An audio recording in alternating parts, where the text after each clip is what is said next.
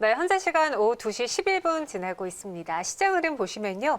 코스피는 0.03%, 코스닥은 0.01%. 오늘 그 움직임이 굉장히 적지만 보합 안에서 매물을 소화해내고 있습니다.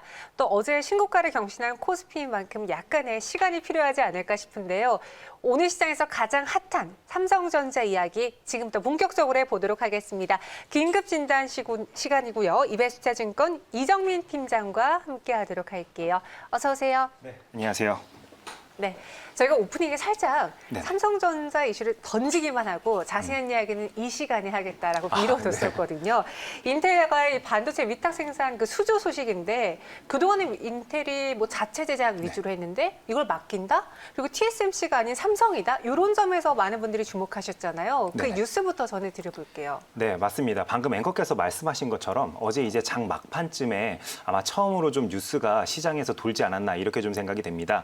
그 미국의 IT 전문 매체 중 하나죠. 그 세미 에큐리트라는 곳에서 인텔의 14나노 GPU 제품을 삼성전자 그 오스틴의 그 파운드리 공장에서 올 하반기부터 좀 양산을 하고 그 웨이퍼 규모가 일단은 월 기준으로는 한 15,000장 정도 된다라는 식으로 이제 이야기가 나왔습니다. 이 매체 보도가 나오자마자 이제 그 메리츠 증권에서도 추가적인 코멘트를 이제 달아주면서 본격적으로 시장에서 이제 아무래도 이 뉴스 자체가 좀 화제가 된 게 아닐까 생각이 됩니다. 기사 말미에 그 인텔이 2020년도 4분기 실적 발표를 할 때 이제 구체적인 이제 생산 계획도 아마 발표를 하지 않을까 이런 식으로 좀 써 있었습니다. 그러다 보니까 이게 한국 시간으로는 바로 오늘 아침이었습니다. 그래서 오늘 많은 투자자분들께서 아마 오늘 아침에 관련된 뉴스가 언제 나올까 이렇게 좀 목 빠져서 기다리신 분들이 굉장히 많지 않을까 싶었는데요. 네. 제가 그래서 그때 그런 어떤 코멘트가 나왔는지 제가 한번 좀 살펴봤습니다. 그랬더니 이제 CEO께서 말씀하시기를 그동안 이제 문제가 있었던 7나노 공정의 이슈는 좀 해결이 되었다. 그래서 내년 주력 제품을 직접 생산한다라고 일단 밝혔습니다.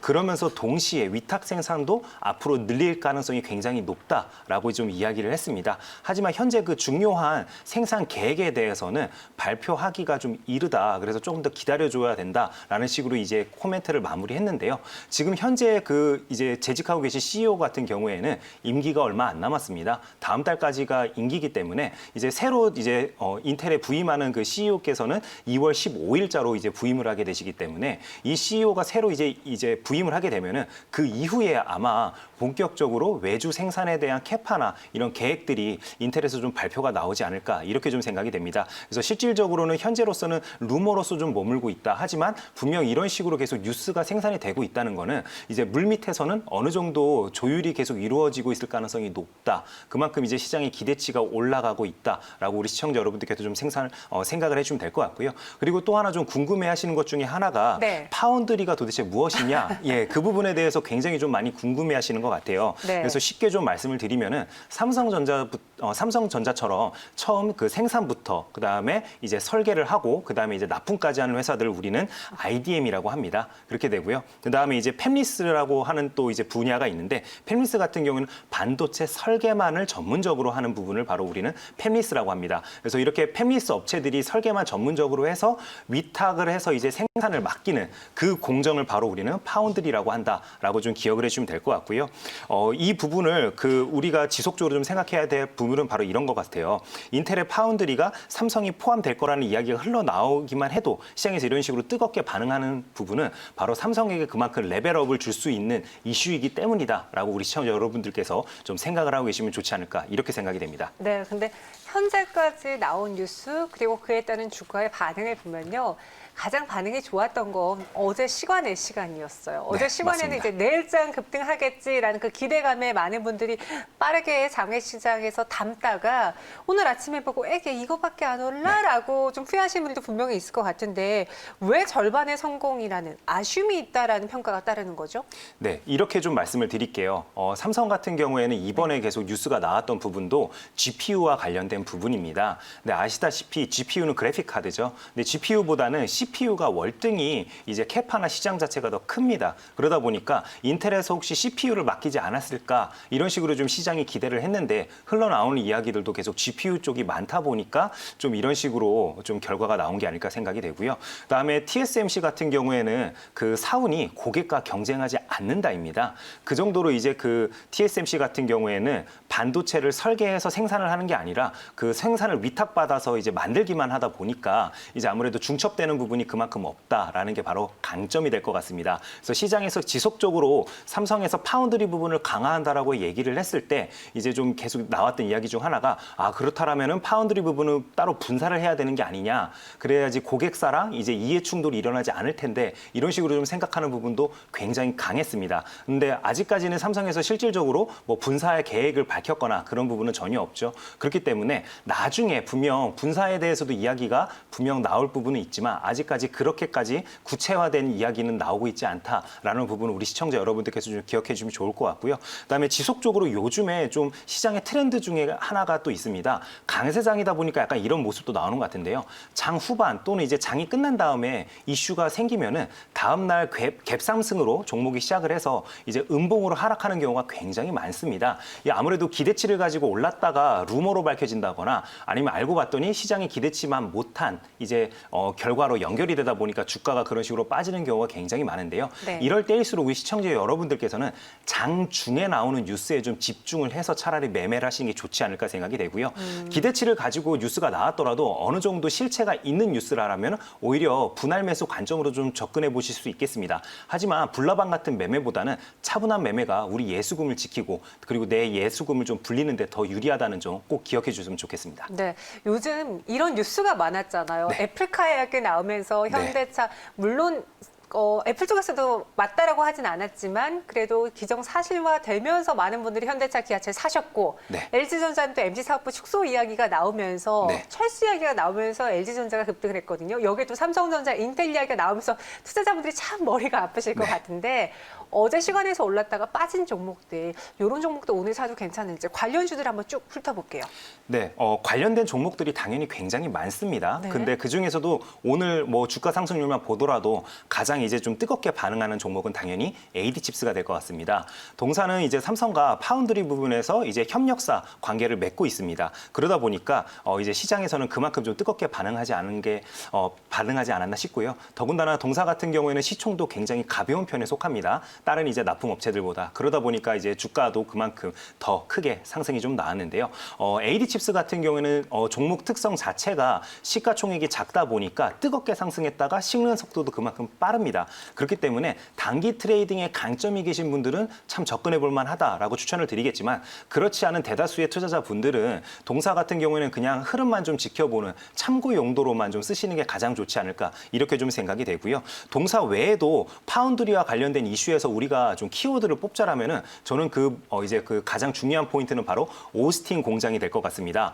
인텔에서 수주를 받아서 삼성이 생산을 하더라도 미국에 있는 오스틴 공장에서 생산할 가능성이 가장 높기 때문에 오스틴 공장과 연관성이 높은 종목들 위주로 좀 접근을 하셔야지만 더 좋은 수익을 올릴 수 있다라고 좀 생각이 되는데요. 일예로 그 중에 하나가 이제 코미코라는 회사를 좀 말씀을 드리고 싶어요. 세정과 코팅 설비를 현재 납품을 하고 있는 회사인데 오스틴 공장에도 당연히 설비가 들어가 있습니다. 그렇기 때문에 생산의 연속성만 놓고 본다라면은 이런 회사들이 추가 수주를 할 가능성도 굉장히 높다라고 좀 말씀을 드리겠고요. 그다음에 또 하나가 ENF 테크놀로지라는 회사도 있습니다. 반도체를 생산하는 데 필요한 화학 약품을 납품하는 회사다라고 좀 기억을 해주시면 될 것 같습니다. 동사는 그 오스틴의 그 미국 법인이 이미 진출을 해 있고요. 그다음에 미국에 있는 그 오스틴 공장과 나란히 현재 사업장이 위치해 있습니다. 그래서 삼성 바로 옆에 공장을 둘 정도로 굉장히 좀 밀접한 관련성이 있다. 그래서 실제로 인텔에서 추가 수주가 있건 없건 동사 같은 경우에는 추가적으로 지속적으로 이제 그 화학약품을 납품하고 있는 이력이 지금 현재도 있기 때문에 굉장히 좀 밀접한 관련이 있다라고 좀 생각이 됩니다. 그래서 시청자 여러분들께서 이러한 루머성 뉴스가 나왔을 때도 그 키워드를 좀 잘 생각을 하셔가지고 그러면 어떤 것들이 과연 실질적으로 연결을 했을 때 그 연결 고리가 될지를 한번 좀 생각해보는 연습 지속적으로 할 필요가 있다라고 좀 말씀을 드리겠습니다. 네, 파운드리 관련주로 이야기하시면서 코미코 그리고 ENF 테크놀로지 꼽아주셨고요. 그럼 이제 인텔이 자체 제작뿐만 아니라 이렇게 외주를 맡긴다는 거잖아요. 외주와 관련해서 또 기대해 볼 수 있을 만한 국내 기업들로는요? 네, 뭐 삼성에서 이제 늘어나는 이제 부분만큼 분명 증설을 할 수밖에 없겠죠. 그렇죠. 그렇기 때문에 장비 업체 또는 소재 업체들 위주로 네. 접근을 해보시는 게 가장 좋습니다. 근데 그렇게 또 따지더라도 워낙 삼성은 큰 회사다 보니까 우리나라에 상장돼 있는 회사들 중에서 또 연관된 회사들이 너무 많죠. 그렇기 때문에 그렇다라면 이런 업체들 중에서도 영업이익 이익률이 잘 나오는 회사들, 그러니까 그만큼 마진이 좋은 회사들 위주로 우리 시청자 여러분들께서 좀 접근해 보는 게 어떨까 싶은데요. 그 중에 이제 몇 개를 좀 소개를 해드린다면은 원익 IPS 같은 경우에는 지속적으로 삼성에다가 증착 설비를 납품하고 있습니다. 그런 특징들이 있는 업체이들이기 때문에 이런 업체들을 좀 골라서 시청자 여러분들께 좀 접근해 볼 필요가 있다라고 좀 말씀을 드리겠습니다. 또 하나 같은 경우에는 바로 사이맥스를 좀 말씀을 드리고 싶은데요. 이 회사 같은 경우에는 웨이퍼를 보관하는 장치를 개발해가지고 지금 현재 삼성에 납품을 하고 있습니다. 당연히 증설을 해서 이제 생산량이 늘어난다라면은 그만큼 웨이퍼를 보관하는 장비 또한 많이 필요하겠죠. 그렇기 때문에 동사의 설비가 점점 더 많이 또 요구될 수밖에 없는 상황이다. 이렇게 좀 말씀을 드리도록 하겠습니다. 네, 사이맥스 그리고 원익 IPS 이야기해 주셨습니다. 오늘 원익 IPS도 장중에 11% 넘게 급등하다가 현재는 상승 탄력 한 1에서 2%만 유지해내고 있는데 작은 호재도 크게 반응하는 시장인데 오늘은 조금 아쉬운 흐름이네요. 네, 맞습니다. 네. 기존에는 이제 시장에서 워낙 이슈들이 다양하게 많이 나왔었죠. 아까 말씀해 주신 것처럼 뭐 기아차 관련된 이슈도 있었고요. 뭐 지니뮤직이 테슬라에 탑재된다. 뭐 이런 뉴스들도 굉장히 많았었는데요. 이런 가능성이 흘러나오는 주가 움직임이 보여줄 때마다 우리가 흔들리기 굉장히 쉽습니다. 이럴 때일수록 좀 차분하게 대응하시라고 시청자 여러분들께 좀 말씀을 드리겠고요.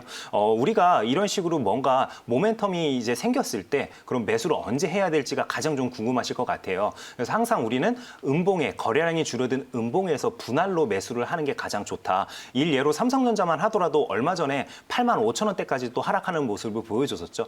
그럴 때 이제 차분하게 우리 시청자 여러분들께서 분할로 매수 관점으로 좀 접근을 했다라면은 오히려 오늘 같이 이슈가 발생되었을 때 소문에 이제 사서 뉴스에 파는 그런 연습을 좀 했다라면은 더 좋은 수익을 올리지 않았을까 이런 식으로 좀 생각이 됩니다. 그래서 항상 종목들이 뜨겁게 움직일 때는 우리 시청자 여러분들께서 분할로 이제 음봉에 사는 연습을 하자라고 좀 말씀을 드리겠고요. 지금 현재 뭐 미국뿐만 아니라 어쨌든 뭐 인텔이 아니더라도 삼성으로 지금 현재 워낙 전 세계적인 글로벌리한 밸류 체인들의 움직임들이 굉장히 좋습니다. 그렇기 때문에 우리나라 업체들에게 그만큼 기회가 있다는 거는 우리나라 주가 지수에도 그만큼 좋은 영향을 줄 수밖에 없기 때문에 종목을 잘 고르는 연습 그리고 언제 사야 되는지가 가장 중요하기 때문에 언제 사야 되는지에 대한 연습을 좀 많이 하실 필요가 있다라고 좀 말씀을 드리겠습니다. 그럼 그 연습을 삼성전자 그리고 관련주로 한번 오늘 도와드려 볼게요. 이정미 팀장님, 삼성전자 오늘 아쉬운 분들 많습니다. 많이 올라서 이렇게 덜 가는 걸까요? 라는 질문도 저희가 받아봤는데 네. 전략 어떻게 세울까요?